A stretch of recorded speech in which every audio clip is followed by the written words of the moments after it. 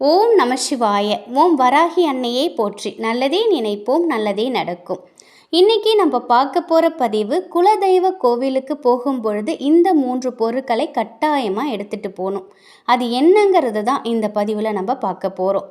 நம்ம குலத்தை காக்கின்ற தெய்வம் தான் குலதெய்வம். தெய்வங்களில் மிக மிக வலிமையானதுன்னா குலதெய்வம் தாங்க. யமன் கூட ஒருத்தவங்களோட உயிரை எடுக்கணும்னா குலதெய்வத்தோட அருள் இருந்தால் மட்டும்தான் அவரால் அந்த உயிரை எடுக்க முடியும். அந்த அளவுக்கு சக்தி வாய்ந்தது தான் நம்ம குலதெய்வம். நம்ம குலதெய்வ கோயிலுக்கு போகும்பொழுது நிச்சயமாக இந்த பொருட்களை எடுத்துக்கிட்டு போகணும். நம்முடைய முன்னோர்கள் பின்பற்றி வந்த பழக்க வழக்கங்கள் நிறையவே மாறிடுச்சு. நம்ம குலதெய்வம் நம்மளை மனநிறைவோடு மகிழ்ச்சியாகவும் நம்மளை வரவேற்று ஆசீர்வதிக்குங்க. இந்த பொருட்கள் எல்லாம் நிச்சயமாக நம்ம எடுத்துகிட்டு போகணும்.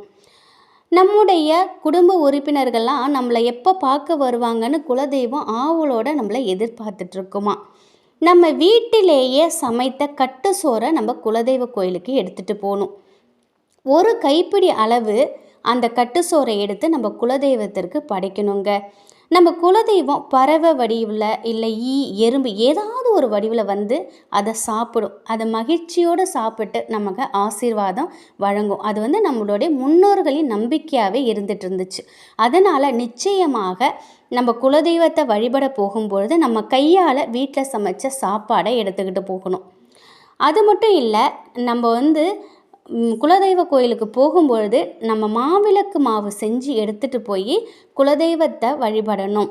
இந்த மாவில் விளக்கேற்றி நம்ம வழிபடும் பொழுது நம்ம குடும்பத்தில் இருக்கக்கூடிய அனைத்து பிரச்சனைகளுமே நீங்குங்க. நம்மளை மகிழ்ச்சியாக நம்மளை ஆசீர்வதிக்கும் நம்ம குலதெய்வம். அதனால் கண்டிப்பாக நீங்கள் குலதெய்வ கோயிலுக்கு போகும்பொழுது ஒரு மாவிளக்காவது எடுத்துகிட்டு போய் உங்கள் வீட்டிலேருந்து செஞ்சு எடுத்துகிட்டு போய் அதில் விளக்கேற்றி வச்சு நீங்கள் குலதெய்வத்தை வேண்டுங்க. நிச்சயமாக உங்கள் வேண்டுதல் பலிக்கும்.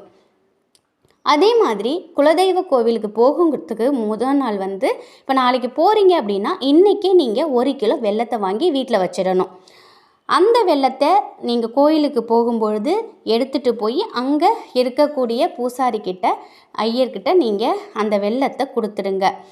அம்மா, என்னுடைய இந்த பிரசாதத்தை, இந்த காணிக்கையை நீ ஏற்றுக்கோ அப்படின்னு மனசார உங்களோட வேண்டுதல்கள்லாம் வச்சு அம்மனுக்கு நீங்கள் 1 கிலோ வெல்லத்தை கொடுங்க. அந்த கோவிலுக்கு போகும்போது அங்கேருந்து வாங்கி கொடுக்கறத விட நம்ம வீட்டிலேருந்து எடுத்துகிட்டு போகிறது மிக மிக சிறப்பான ஒன்று.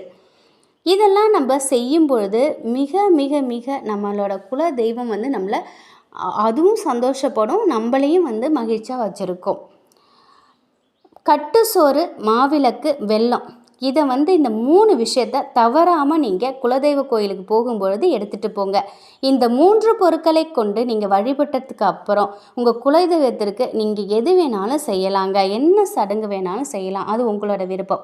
ஆனால் குலதெய்வ கோவிலுக்குன்னு நீங்கள் கிளம்பிட்டீங்கன்னா நிச்சயமாக இந்த 3 விஷயத்தை நீங்கள் செய்யுங்க. ஏன்னா நம்முடைய முன்னோர்கள் காலங்காலமாக பின்பற்றி வந்த விஷயம்னு பார்த்திங்கன்னா இந்த 3 விஷயந்தான். இதை நம்மளும் செய்யும் பொழுது நம்ம குடும்பமும் எப்பொழுதும் செல்வத்தோடு மகிழ்ச்சியோடு ஆரோக்கியத்தோடு இருக்கிறதுக்கு நம் குலதெய்வம் நமக்கு ஆசீர்வாதம் வழங்கும். நம்மளுடைய குலதெய்வ ஆசீர்வாதம் வேணும்னா நிச்சயமாக அடுத்த தடவை நீங்கள் கோயிலுக்கு போகும்பொழுது இந்த ஒரு 3 விஷயங்களை நிச்சயமாக பண்ணுங்கள். குலதெய்வத்தின் அருள் எப்பொழுதும் உங்கள் வீட்டில் இருக்கும். நீங்கள் சுபிஷமாக சகல சௌபாக்கியங்களோட நிம்மதியாக இருப்பீங்க. இந்த தகவல் உங்களுக்கு பயனுள்ளதாக இருந்திருக்கும் நம்புகிறேன். வராகி அன்னையின் அருளோடு எப்பொழுதும் உங்கள் வீட்டில் சந்தோஷம், மகிழ்ச்சி, ஆரோக்கியம் நிலைத்திருக்கட்டும். நன்றி.